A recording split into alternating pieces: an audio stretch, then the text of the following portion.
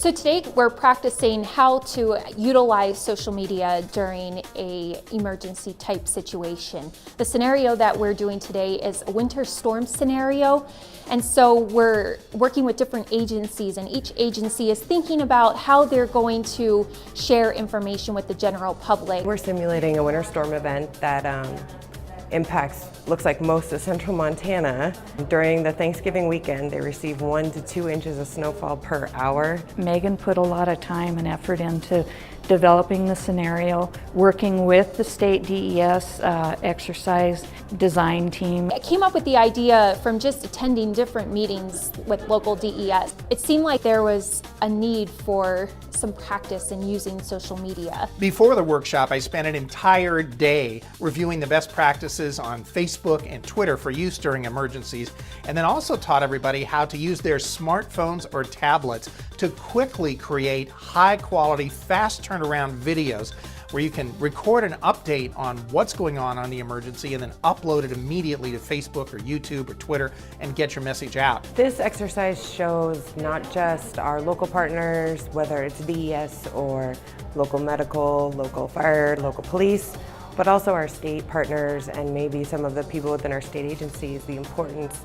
that social media can and does play when there's a disaster and emergency. So the intent of this exercise is in a situation to really use Facebook and Twitter to share information and get that real experience. Social media is becoming so important to emergency management and actually all emergency response agencies. We have this set up as if it were a joint information center, and there are different agencies, and each agency is thinking about what public information means to their specific agency that they're representing today. We created a Facebook page just for people that are participating in this class. And so we assign different roles so that only the people in this class can monitor this page.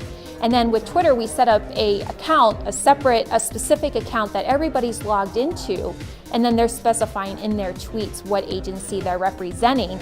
But the goal of using just one account is we can keep it private so that these tweets aren't actually going out to the public.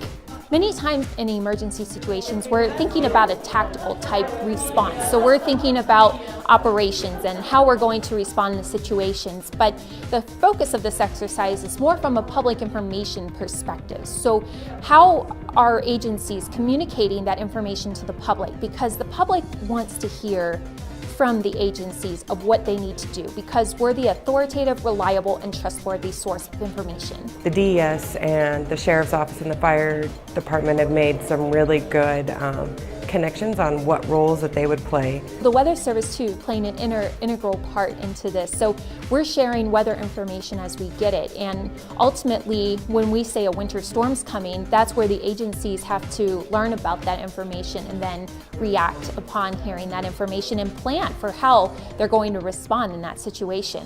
I think this exercise is very crucial because it gives people the idea of what social media can really do. We've heard a lot today that if we're not the ones reporting on it, that somebody else is. And since we're supposed to be the subject matter experts, it's better to come from us than it is to come from someone that really doesn't understand how things work in the state. And what this did was it provided us a platform to discuss social media, how we would use it, and give us an opportunity to try the different social medias out.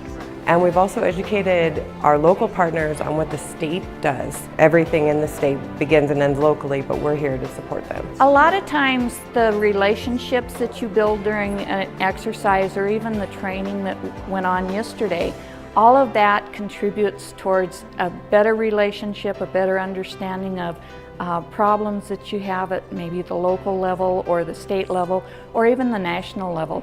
And so these types of exercises, trainings are just vital to our emergency responders.